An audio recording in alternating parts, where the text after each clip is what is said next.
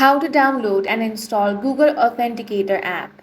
In this video, I will guide you step by step on how you can download and install Google Authenticator app. First of all, launch open Play Store. If you're on your iPhone, you want to open up App Store. Now tap on the search icon, then tap on the search bar. Now you want to type in Google Authenticator over here. This is the app you want to select. Now if you scroll down a bit, you will find all the details about this app. If you want to install this, tap on the install option. Now depending on the speed of your internet, it will take some time for it to be downloaded. Once it has been downloaded, it will be automatically installed on your device.